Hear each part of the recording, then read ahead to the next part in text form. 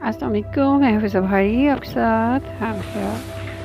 रसूलुल्लाह सल्लल्लाहु अलैहि वसल्लम सहाबा इकराम के साथ तशरीफ़ फरमा थे कि इतने में दो आदमी लड़ते झगड़ते हुए आए।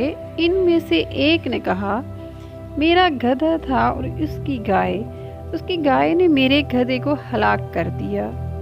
हाज़रीन में से एक सहाबी बोल पड़े और कहा, भाई तुम पर ताज़ीर वाजिब नहीं होती।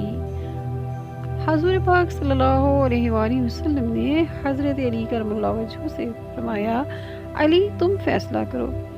इमाम अली अलैहिस्सलाम ने दोनों से कहा, वो दोनों जानवर बंधे हुए थे या खुले हुए थे, या इनमें से एक बंधा हुआ था और एक खुला हुआ था। जवाब में मिला, गधा बंधा हुआ था, गाय खुली हुई थी और इसका मालिक उसके पास खड़ा था। इमाम अली अलैहिस्सलाम ने फैसला किया, गाय का मालिक गधे का तावान अदा करेगा। रसूल पाक सल्लल्लाहु अलैहि वसल्लम ने इस हुक्म की तस्दीक फरमा दी कि गाय का मालिक गधे के मालिक को उसका कीमत अदा करेगा।